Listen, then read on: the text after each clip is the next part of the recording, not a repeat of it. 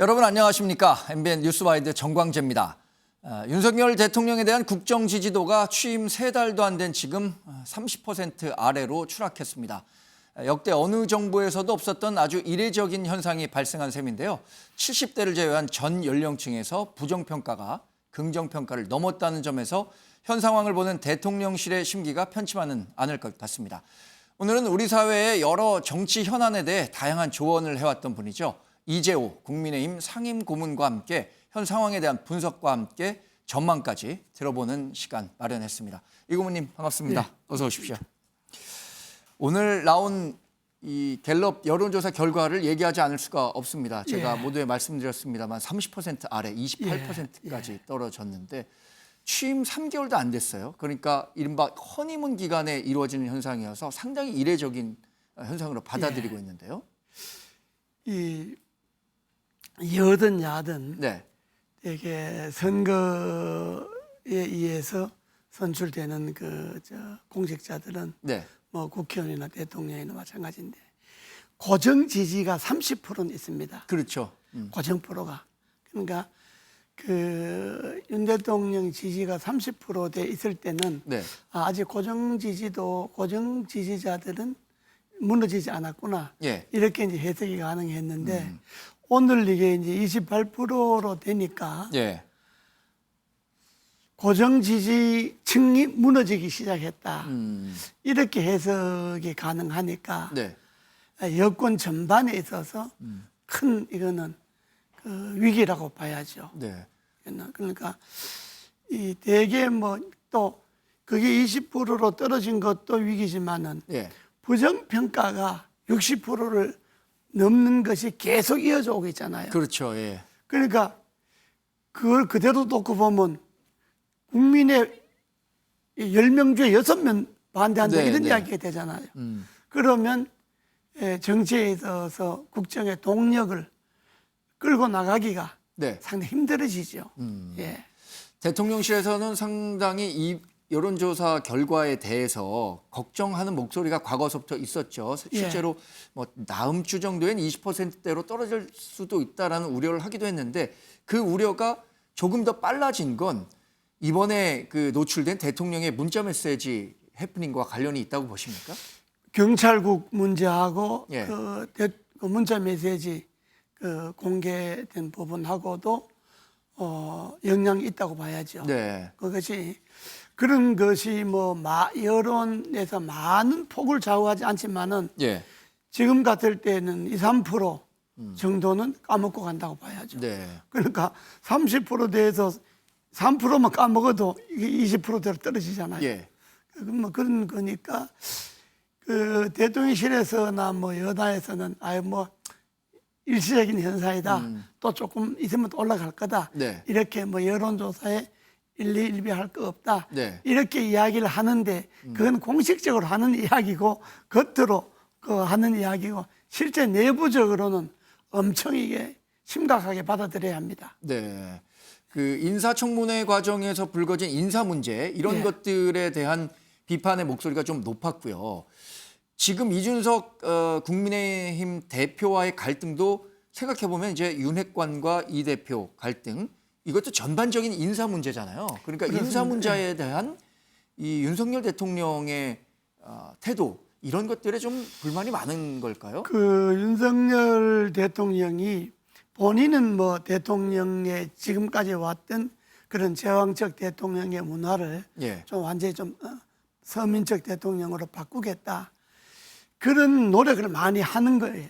그건 뭐 상당히 긍정적으로 평가될 수 있는데 그러나 그 이면에 실질적으로 국정을 운영하는 거는 아주 이게 독단이 보이고 특히 인사에 있어서는 자기 생각대로 밀고 나가는 그런 걸로 보이니까 국민들이 볼 때는 좀 독불장군 비슷하게 보이니까 자기가 옳다고 하는 것은 다 밀고 나가니까 그러니까 대통령이 자기가 옳다고 생각하는 것이 국민도 옳다고 생각하면 안 되거든요.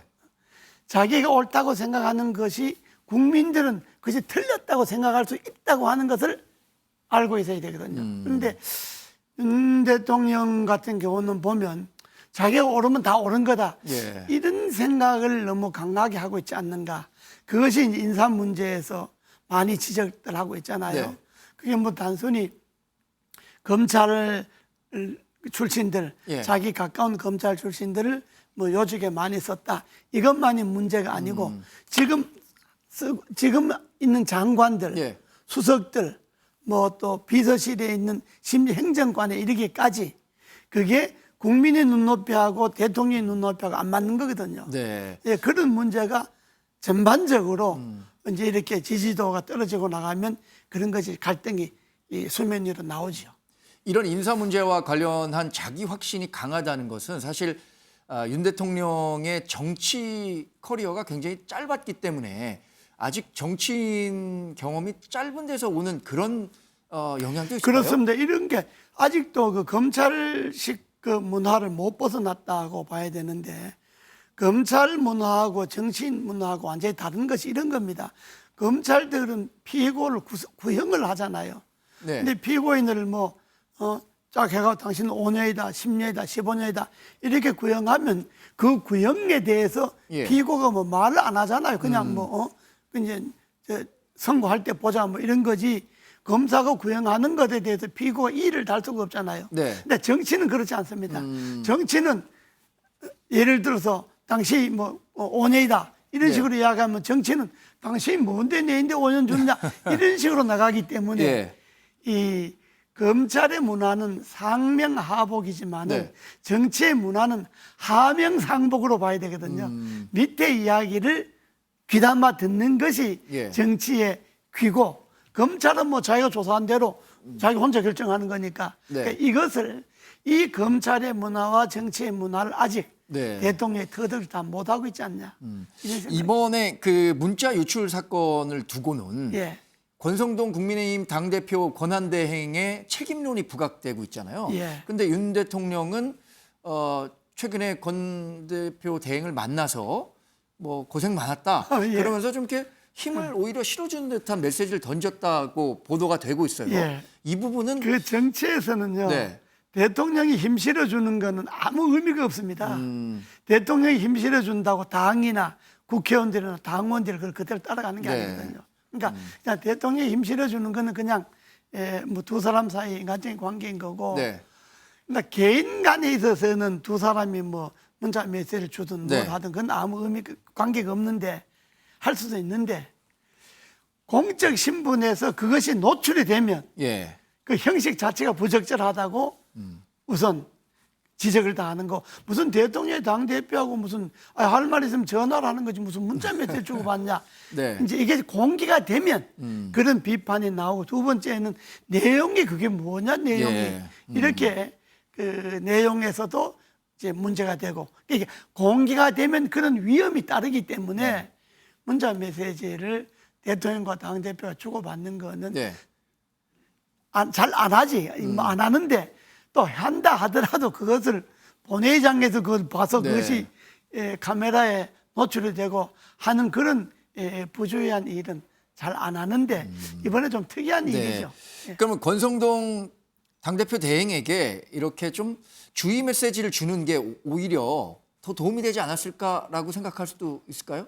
그건 뭐 두 사람이 개인적으로 또 뭐 인간적으로도 친한 사이니까 대통령 성격에는 그렇게 말하겠죠. 예. 수고 이틀 한 이틀 동안 고생했다, 혼났겠다 이렇게 예. 말할 수 있는데 그러나 공인의 위치에서는 그런 이야기를 하기보다가는 예. 그 어떻게 해서 그게 나갔지, 뭐 이 정도로 네. 이야기하는 것이 자기 대화가 나간다고 보면 그렇게 말하는 것이 오히려 그 권성동 대표에게도 그게 네. 도움이 되는 멘트죠. 사실 이 문제의 핵심에는 이준석 당대표와의 갈등이 있잖아요. 예. 이준석 당대표는 지금 전국 순회하면서 오히려 이 문자 노출이 된 이후에 이른바 윤핵관들하고의 갈등 강도를 더 높이고 있잖아요. 예. 어떻게 보세요? 그런데 이준석 대표의 행보는 제가 볼 때는 예. 제 정치 경험으로 보거나 제 입장에서 볼 때는 그 옳지 않습니다. 예. 차라리 그렇게 나갔을 때 네. 내부 총질이라고 해서 이준석 대표를 지켜가는 그런 문자가 나갔을 때 예. 이준석 대표가 정말 집권 여당의 당 대표를 한 사람인데 네. 반응을 안 하는 겁니다. 침묵하는 겁니다. 예. 그게 오히려 더 큰 메시지를 갖고 네. 압박이 되는 건데 그걸 저렇게 뭐 양도구역이다 뭐다 이렇게 반응을 하니까 오히려 이준석 대표의 반응이 큰 힘을 못 얻게 되는 거죠. 네. 그냥 그래 속으로는 뭐라고 하든 맞습니다. 겉으로는 딱 침묵해버리면 그게 오히려 무서운 거죠. 근데 아직 정치를 그렇게 네. 뭐 배우지를 못했으니까 그냥 또 젊고 하니까 그냥 네. 생각대로 반응하는데 그게 도움은 안 됩니다. 말씀하신 것처럼 이 손바닥이 두 손바닥이 부딪혀야 소리가 나는데 한쪽에서 다가오니까 바로 반대에서 받아버리니 계속 소리가 더 커질 수밖에 없는 그러니까 거죠. 또 이철규 의원이 또 뭐라고 또 했잖아요. 예. 이준석 대표가 그렇게 반응한다고 그래서 바로 또 이철규 의원이 그렇게 말하는 것도 옳지 않습니다. 그래서 이준석 대표가 그렇게 말하면 그냥 당에서는 당의 주요 당직자들이나 네. 특히 윤핵관이라고 불려지는 사람들은 가만히 있는 겁니다. 네. 가만히 있는 것이 그게 국민들 보기에도 어른스러워 보이는 거지. 그걸 뭐 똑같이 뭐 이렇게 하니까 그 안철수 의원이 둘이 똑같다고 뭐 이야기하잖아요.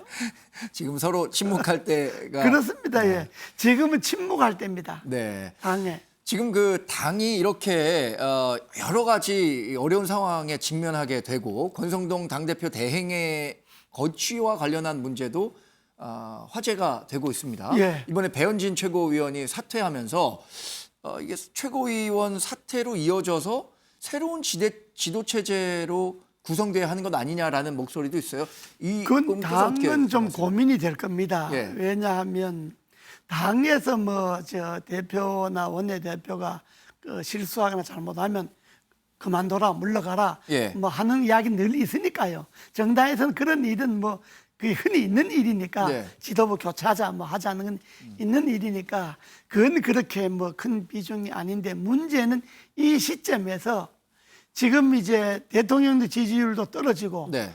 지금 전국도 지금 뭐 경찰국을 문제를 두고 지금 뭐 아주 오락가락 하지 않습니까? 네. 흔들리는데 당이 또 무슨 새로운 전당대회를 해갖고 지도 체제를 꾸린다고 이렇게 가면 당은 정부를 견제하거나 리드하거나 할 기회가 없어지지 않습니까? 그러니까 네. 당과 정부가 함께 국민들을 위해서 정치를 해나갈 기회를 잃게 되니까 이 예. 중요한 시기에 아직 100일도 안 됐는데 그런 현실적인 문제가 있기 때문에 네.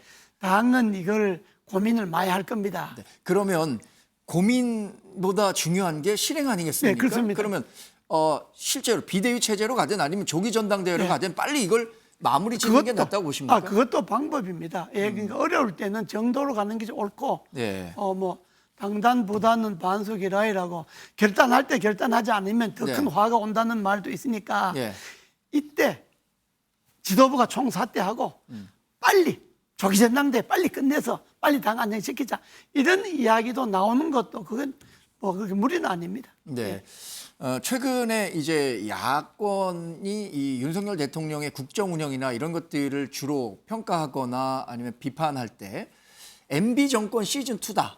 이런 얘기를 많이 합니다. 근데 실제로 역대 정권 가운데 아마 평균 지지율이 제일 낮은 정권이 어디였는가를 판단해 본다면 아마 MB 정권일 가능성이 크기 때문에 아마 야권에서는 그렇게 프레임을 씌우는 것 그거는 같거든요. 뭐 야당 이렇게 그렇게 하는 거니까요. 예. 야당 뭐 이렇게 그렇게 하는 거니까 야당의 그런 주장은 뭐 그게 중요하지 않는데 예. 야당의 MB 정권 시즌 2다 하는 이야기는 예. MB 정권 초반에 과우병 사태가 있었잖아요. 예. 그 과우병 사태는 의도된 사건이었거든요. 의도된 사건이었고 그걸로 인해서 지지율이 17%까지 떨어졌습니다. 그렇죠. 예.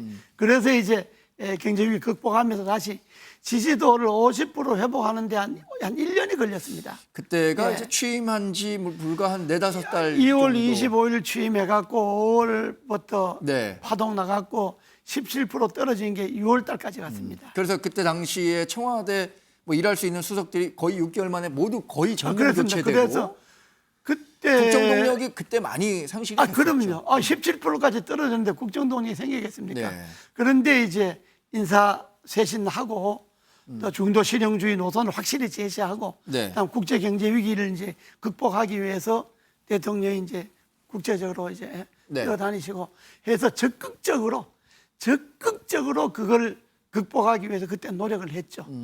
그래서 이제 그래도 50% 올리는데 1년이 걸렸습니다. 네. 근데 이게 한번 이렇게 떨어지면 힘든데 야당이 그렇게 공격한다는 것도 뭐 염두에 둬야 되겠지만 그것보다가 네. 대통령실이나 여당 스스로가 반성해야 됩니다. 아 이거 국민들이 이렇게 떠나는 건 우리가 진짜 잘못이 있다 이렇게 네. 생각해야지 아니 뭐 지지도라는 조금씩 더 올라간다든지 이렇게 생각하는 건 오만입니다. 네. 그게 권력의 오만입니다.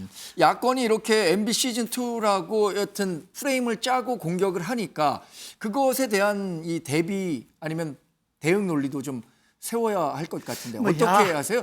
그러니까 MB 정부 때 주요 역할을 하셨었고요, 특임 장관 하셨었고 예.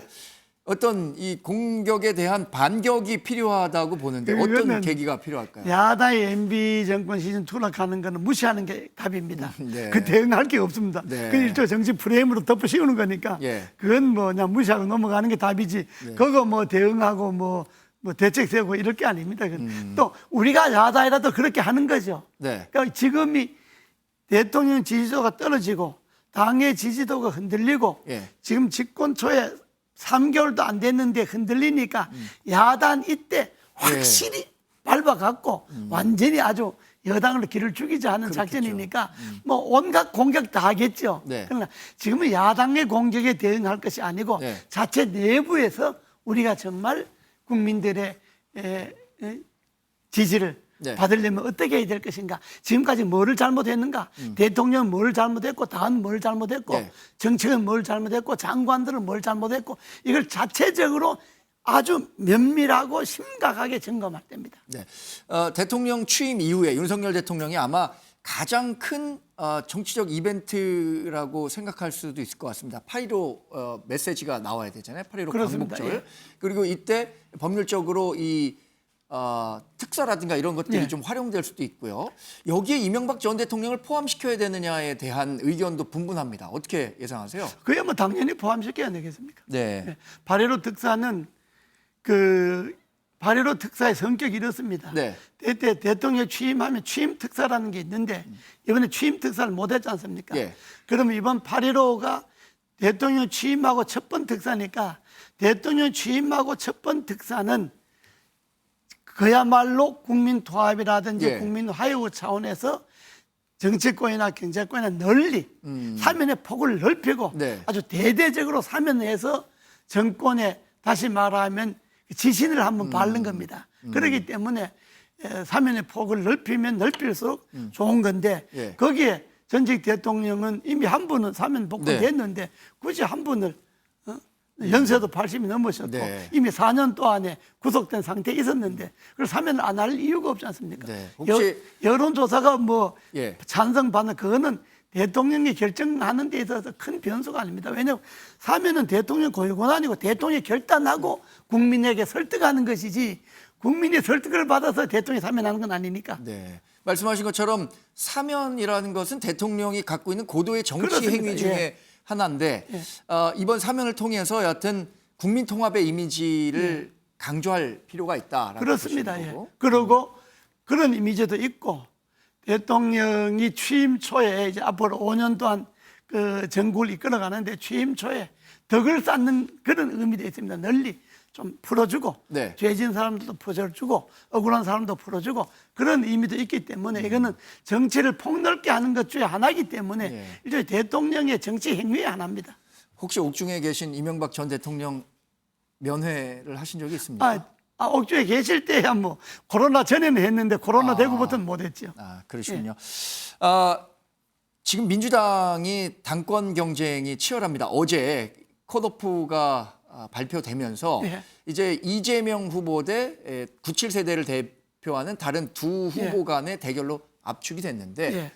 글쎄 어대명이라는 말 알고 계시죠? 민주당 전당대회 뭐 하나만 하죠. 하나만 이미 합니까? 대표 결정돼 있는 건데 뭐 네. 그 97세대 두 후보 간의 단일화는 어떻게 예상하세요? 단일화 돼도 못 단일화 이깁니다. 돼도. 돼도 네. 이미 민주당은 이재명으로 가는 거니까. 네. 내부에서 뭐 자기네들이 이재명으로 가면 된다 안 된다 깨닫지만은 사실 국민들은 네. 저 뭐 이재명으로 가는데 이재명으로 가서 당이 성할까 이게 걱정이지 네. 대표가 누가 되는가에 대해서는 별 관심이 없습니다. 그러면 국민의힘이나 윤석열 대통령 입장에서는 이재명 당대표가 민주당을 이끌게 되는 게 국정 운영이나 아니면 뭐 의정 활동이나 이런 부분에서 유리하다고 보십니까? 아니면... 꼭 그렇진 않습니다. 네. 왜냐하면 야당 대표가 누가 되든 야당이 대표가 누가 되느냐가 이 윤석열 대통령이나 국민의당에 관심을 갖는 게 아니고 네. 야당이 의석이 다수잖아요. 야당이 의석이 과반수가 넘기 때문에 네. 야당하고 협치를 안 하면 야당하고 소통을 안 하면 윤석열 대통령이 정치를 제대로 할 수가 없습니다. 네. 예산을 제대로 하겠습니까? 법안을 제대로 하겠습니까? 국회 도의를 받아야 되는 일은 전부 야당에 걸리잖아요. 그렇죠. 예. 그러니까 윤석열 대통령께서는 여당에 신경 쓰기보다가 야당에 신경 써야 됩니다. 네. 여당 대표하고 메시지 주고받을 게 아니고 예. 야당 원내대표나 야당 비대위원장하고 메시지를 차라리 주고받으면서 네. 좀 도와달라. 이건 이렇다 하고 소통을 적극적으로 해야 할 시기가 지금의 시기지 네. 대통령이 무슨 여당 대표들하고 그렇게 소통할 시기가 아닙니다. 지금. 네. 알겠습니다. 앞으로도 이렇게 뭐 좋은 말씀들 많이 부탁드리겠습니다. 오늘 말씀 고맙습니다. 예, 감사합니다.